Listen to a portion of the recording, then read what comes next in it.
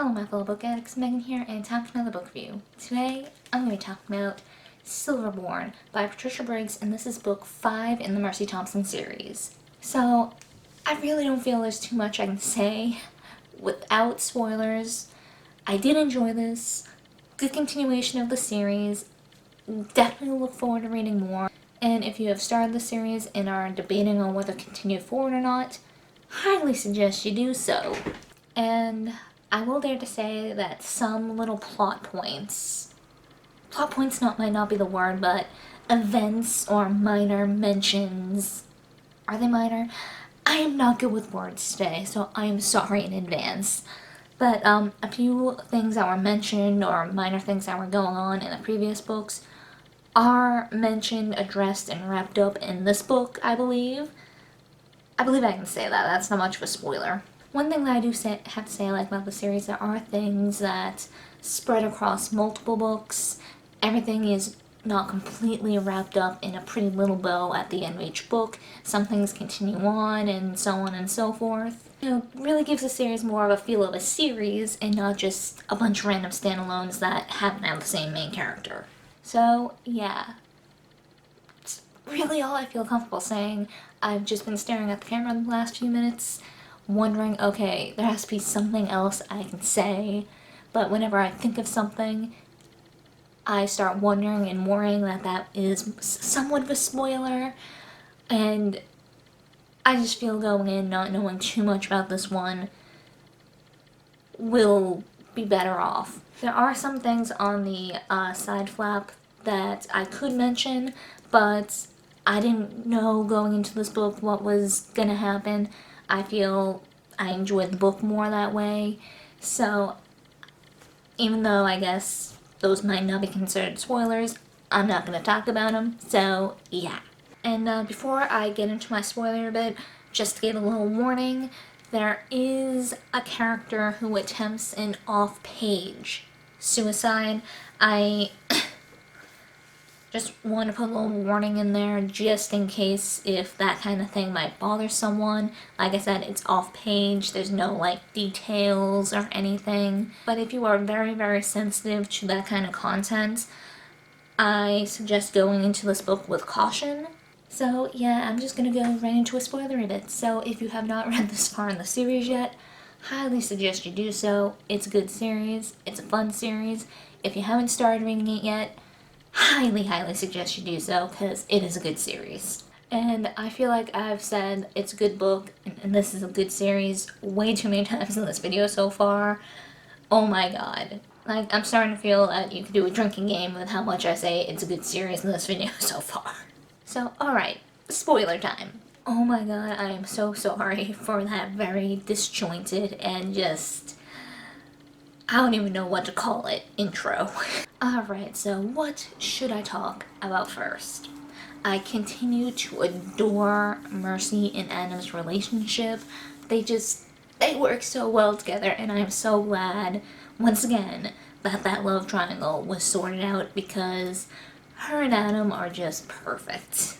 They have their miscommunications, they have their misunderstandings, which is fine and all, you know, every relationship has those. They're willing to stand by each other, they are willing to work things out, and just how neither of them is too controlling of the other, and they definitely care about each other. So I'm just like, yes, this is a good relationship, I love it. Though, unfortunately, there is some trouble in paradise. There are some of the wolves in the pack who aren't too happy with Adam having Mercy as his mate, as well as having Mercy in the pack now. And so they're using the pack bonds to kind of sabotage or attempt to sabotage this relationship. Which, oh my god, total trash person thing to do. But I do like how Mercy and Adam figure out what's going on relatively quickly. So you know that little issue is nipped in the bud.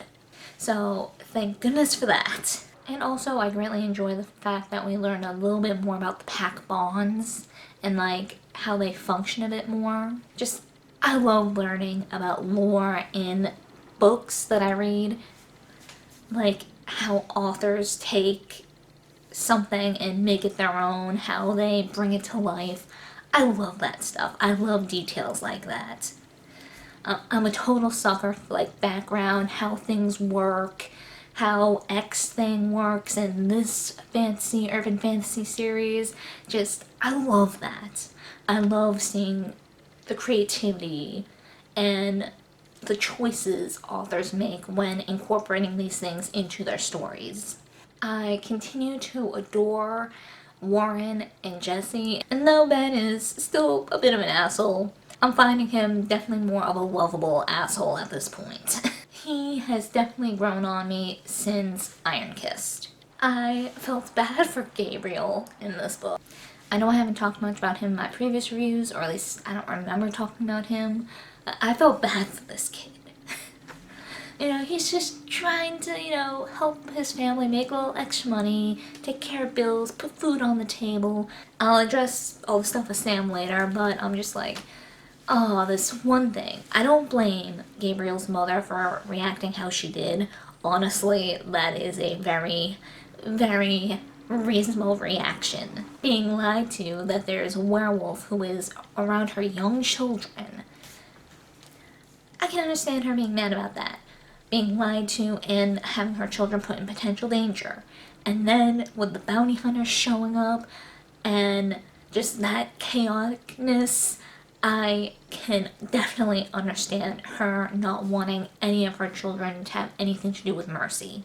Honestly, pretty sure that any mother would have that same reaction. And I do like how Mercy does not hold it against her at all. She recognized her mistakes, she accepted her mistakes, and she's accepting the consequences. But yeah, Gabriel having to give up this job, being forced to choose between helping Mercy and keeping this job to help his family, and being cut off from his family.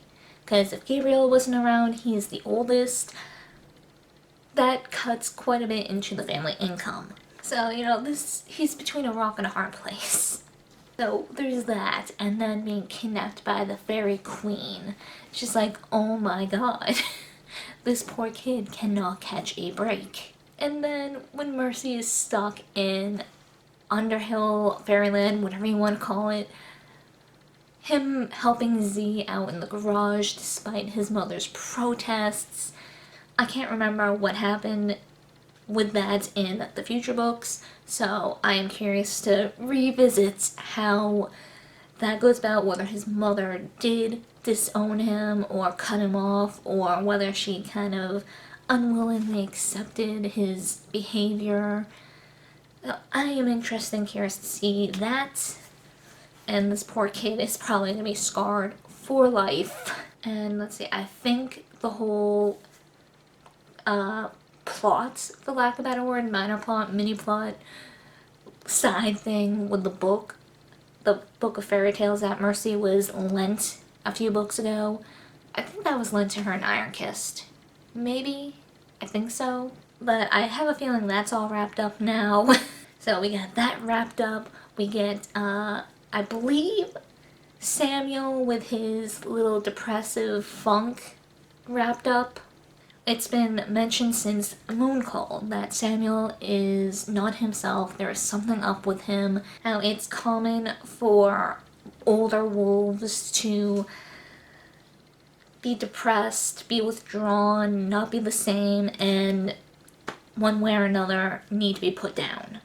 And Samuel is much worse off than Mercy thought. He wasn't going mad, but he was suicidal and he did try to take his own life. Thankfully for him, he was saved by his wolf. His wolf did not want to die, so his wolf kind of took over so that they could live. And I do like the aspects of the wolf and the human within a person being two different entities, two different souls. I find that really interesting, and I like how that's done. Kind of like how they're the same knots. I don't know how to describe it, I just like how it's done. So on top of having to deal with the book and Finn vanishing, missing, and Mercy trying to hide this book, She also has to keep Sam under control and his issue a secret, because if Bran found out, and if any wolf found out, they would tell Bran, he would have to kill Sam for the safety of everybody. So there's a lot riding on, and then later on when Gabriel's kidnapped and just there's a lot at stake. I do like how Samuel manages to pull himself out of his funk, especially when we meet Ariana, who Sam knew from the past. And I believe there is kind of a little novella about them meeting, and it's in some sort of bind up. I can't remember the name of it. I think I own it, so I am very looking forward to picking that up to read it, to kind of get more of that backstory, because I'm a selfish reader and I just love to know more. More backstory, more history, more details. And yeah, I can't remember if there was anything else that I desperately needed or wanted to talk about. I think those were the main things, and yeah. What were everyone else's thoughts, opinions? Was there anything that I didn't mention that you want to talk about? Were there any parts that you liked that I didn't mention that you want to talk about? Let me know, let's get a discussion going. And yeah, that's it for this book review, and I hope to see you guys next time.